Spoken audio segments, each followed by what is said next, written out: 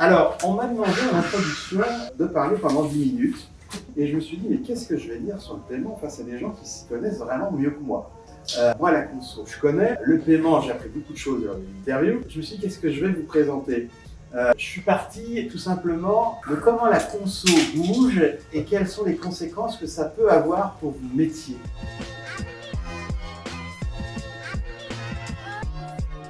La première chose, bien évidemment, c'est une baisse de la natalité. Qui baisse de la natalité, le solde maintenant entre la population tout simplement négative, ce qui est exceptionnel malheureusement. Donc baisse de la natalité, moins de consommateurs. Et la consommation, notamment alimentaire, elle tient depuis des décennies parce qu'on a une croissance de la population. Et très souvent, ça a fonctionné pendant une vingtaine d'années, et c'est plus du tout le cas depuis quelques années. On avait à peu près 2% de croissance de la population et à peu près 2% de croissance des ventes de produits alimentaires. Ça se suivait. Donc là, il y a eu une cassure et ça a des conséquences, bien évidemment, sur les paiements, vu qu'il y a moins de monde. Le vieillissement de la population, oui, les jeunes, il y en a beaucoup, mais le vieillissement de la population, ça veut dire qu'on ne va pas pouvoir les faire payer comme on veut tout le temps. Le vieillissement de la population, c'est à prendre en ligne de compte. Ça va se poursuivre, c'est écrit, c'est certain. La troisième tendance, c'est des couples seuls. Tout ce qui est monoparentalité, il se multiplie. Tous les chiffres le prouvent. Donc ça veut dire plus de paiement, parce que là où il y avait une personne, le père ou la mère, qui allait faire leurs achats, maintenant ils sont divisés en deux. Donc ça veut dire beaucoup plus de paiement. Ça veut dire beaucoup plus de comportements d'achat différents. C'est-à-dire qu'il faut 2 machines à laver, il faut 2 lave-linges, il faut 2 congélateurs, il faut 2 micro-ondes. Cette tendance, qu'on soit pour ou qu'on soit contre, ça va se poursuivre. Donc, encore une fois, l'évolution de la population a des conséquences sur le commerce et a des conséquences sur les moyens de paiement. Autre tendance, alors, on a un débat en France, certains voudraient qu'on ne puisse plus noter à l'école parce que ça traumatise nos enfants. Mais une fois que les enfants sont sortis de l'école, là, ils vont tout noter. Donc, on va noter son restaurant, son hôtel, son magasin et le moyen de paiement. Donc on est dans un pays en France, et pas qu'en France, où tout est noté. Donc une mauvaise expérience de paiement dans un magasin, c'est également le français, ainsi fait que maintenant il est tout noté. Bien évidemment une quête de prix bas, ça ne vous a pas échappé, après 2 ans d'inflation forte, notamment sur les produits alimentaires, 22% d'inflation. Et je cite une interview d'un Michel-Édouard Leclerc, il y a 3-4 ans, avait fait 3 ans, je parlais fait du bruit, il avait annoncé 10 ans d'inflation. Je pense qu'il a raison. On n'aura pas 20% tous les ans en 2 ans. Cette année, on va terminer avec une petite inflation. Et oui, pour des raisons qu'on va évoquer, on part sur à peu près 10 ans d'inflation. C'est une certitude. Peut-être petite inflation, mais 10 ans d'inflation. Et au passage, contrairement à ce que certains pensent, 10 ans d'inflation, c'est pas forcément une mauvaise nouvelle. 10 ans à 10% tous les ans, c'est dramatique.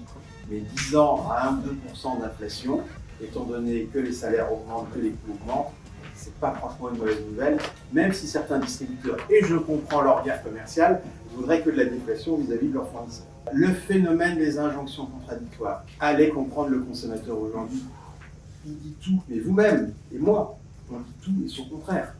C'est-à-dire que le jeune à côté de vous, qui va dire le lundi, je veux du développement durable, je veux être le responsable, etc., mais le mardi, il va acheter sur Chine, Vinted, je ne sais qui. Le même qui va dire je veux du Made in France, je veux du local, je veux du bio, je veux du responsable, le produit le plus vendu en France, vous savez ce que c'est? On est en France? Non. L'eau minérale, c'est le deuxième produit le plus vendu en volume. C'est le premier produit en volume, pardon. Oui. Non, on est en France, vous faites l'assemblage, c'est le Ricard. Injonction contradictoire, allez dire ça aujourd'hui dans des sondages que c'est le Ricard qui est le produit que vous achetez. Mais non, c'est forcément du bio, du circuit court, de temps en temps le principe de la réalité. Une économie erratique, ça va se poursuivre. L'époque où on faisait son budget et on allait le faire parce que de toute façon tout allait se passer tranquillement l'année suivante, c'est fini. Aujourd'hui, on l'a vu avec des éléments malheureusement comme la pandémie, le Covid-19 ou la guerre en Ukraine, mais aujourd'hui tout est erratique. C'est erratique même par les chaînes d'information. C'est-à-dire qu'il y a 1 degré de plus ou 1 degré de moins, ça va faire la une de tous les réseaux sociaux et tous les médias d'information, et ça va faire une surconsommation si c'est 1 degré de moins de soupe ou si c'est 1 degré de plus de boisson. Les marchés seront de plus en plus erratiques. Marché de consommation et vos marchés d'approvisionnement. Donc ça, il faut en tenir compte. Malheureusement, la stabilité, elle est terminée. Ce qui ne veut pas dire la décroissance continue, ça je ne pense absolument pas. Une concurrence de plus en plus forte en concret, Malheureusement, à l'époque où il suffisait de poser son magasin, c'est terminé. La concurrence est de plus en plus forte. Vous le voyez tous les jours quasiment avec des annonces de fermeture de magasins. Ça va continuer. Ce sont autant de drames personnels, sociaux. Ça va continuer. Après, la presse est ainsi faite.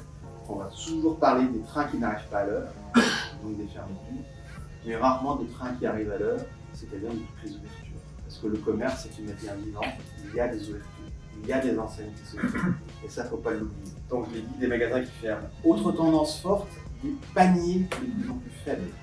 C'est-à-dire que le panier de fin de semaine, de quinzaine, le gros chariot, c'est terminé.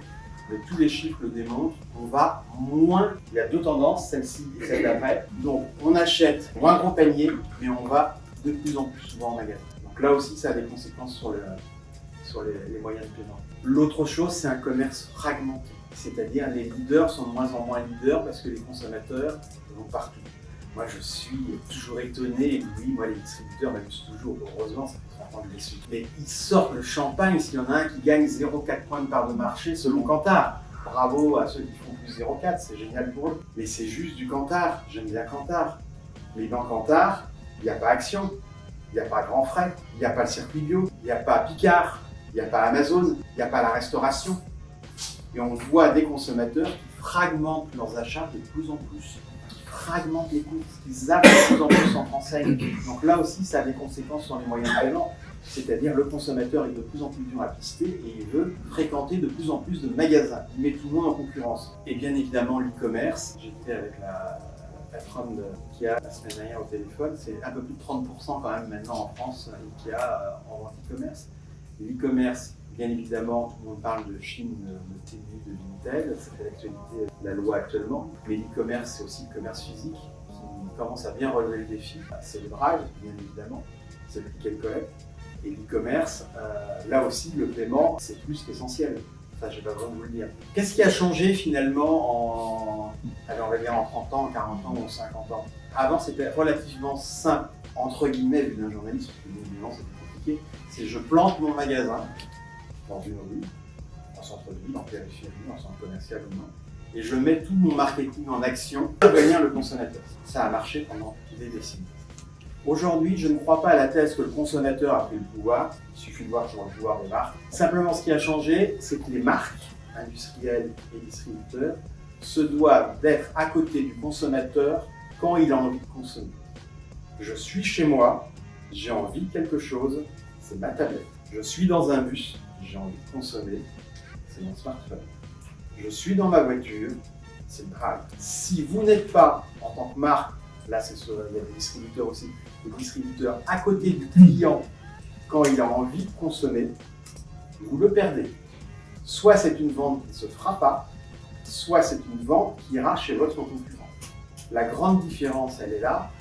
Nous sommes des femmes et des hommes pressés, on ne peut pas attendre, on a besoin de quelque chose, on le veut immédiatement. Donc ça veut dire pour le paiement, s'adapter à cette fragmentation également des moyens de paiement. Et une fois qu'on a dit tout ça, bien évidemment, ça coûte plus cher. C'est beaucoup plus simple que d'être sur un format unique, on va dire l'hypermarché, et de faire que de l'hypermarché. Et le multiformat, l'omnicanalité, on peut l'appeler comme on veut, ça coûte pour les distributeurs beaucoup plus cher à développer. Ouvrir des magasins en centre-ville, c'est plus coûteux qu'ouvrir des magasins en périphérie. C'est une gestion des coûts qui est complexe. Parce qu'on a donc, si vous avez écouté, des consommateurs qui vont voir ailleurs et des coûts qui augmentent.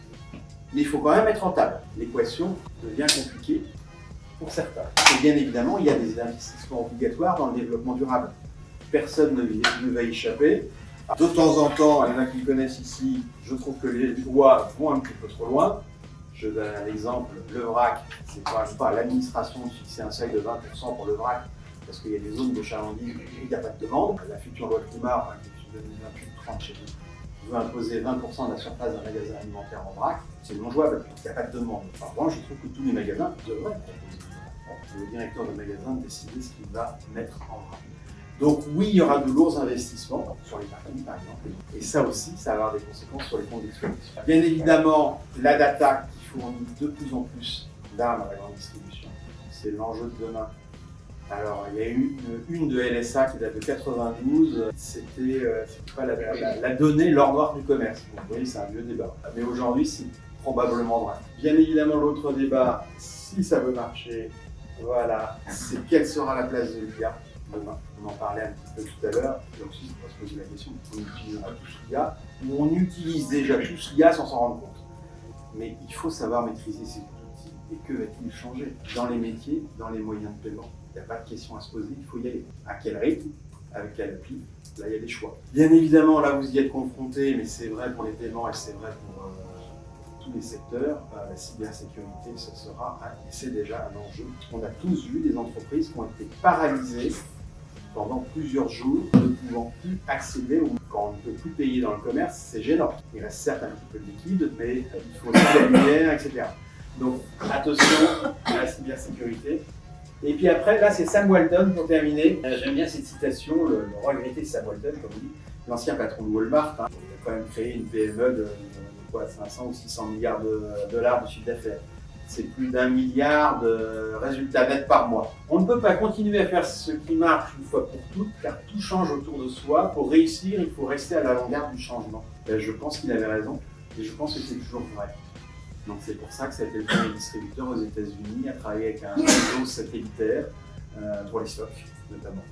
C'est pour ça qu'il a fait énormément de data, on ne disait pas data à l'époque, mais d'échanges de données avec les fournisseurs, qu'il a collaboré avec les fournisseurs et non pas en opposition.